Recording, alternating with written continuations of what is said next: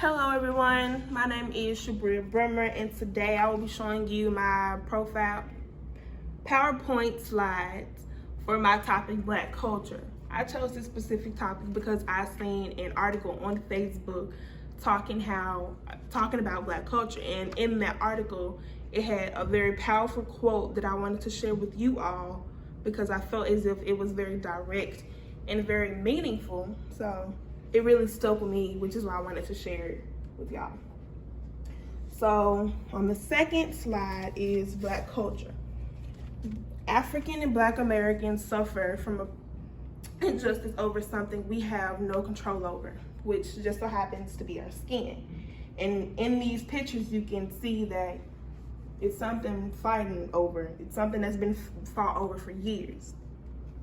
Sometimes we aren't heard, seen, or respected because of the color of our skin, which we have no control over. We have no control over at all.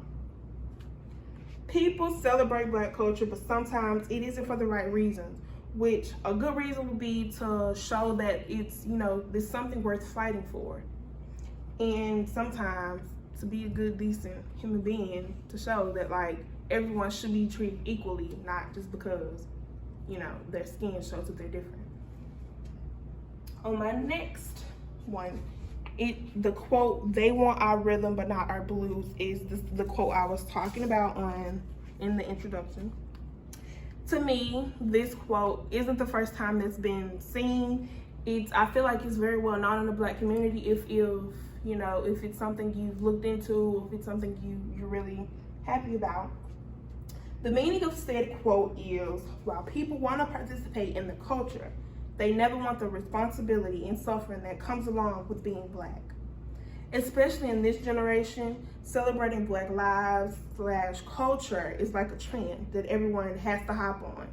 But when it comes to the conversation, acknowledging everything, including the pain that comes with Black lives, the conversation is not one to be had.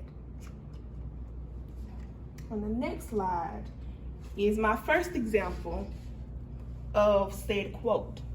Black women were objectified for years for having curves, for having specific facial features, and for having coarse hair. But now, having exactly what Black women were degraded for is a trend. An example of the specific trend I'm talking about is the Kardashians. The Kardashians have curvy curves, plump lips, and they rock traditional African hairstyles. Khloe Kardashian, for one, is very well known for rocking cornrows and, hairstyles known to be origin in Africa or Black American lives. My next one are examples of the natural hair discrimination us Black people have. On the right is a picture of the twin daughters, Maya and Deanna, adopted by obviously white parents, Aaron and Colleen Cook. These two young girls are 16 years old, and for their 16th birthday, they wanted to get hair extensions. The next upcoming weekday, which is Monday for school, they were told that they couldn't have those hair extensions by an admin because they were deemed distracting. They violated dress code, basically.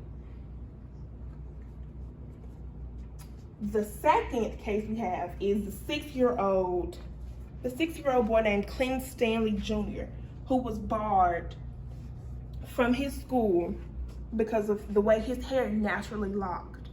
Him and his father wasn't even allowed to enter the building of the school he was going to. He wasn't allowed to enter the class. Imagine getting stopped or not allowed to get your education on the way your hair naturally locked. How dramatic and extreme is that?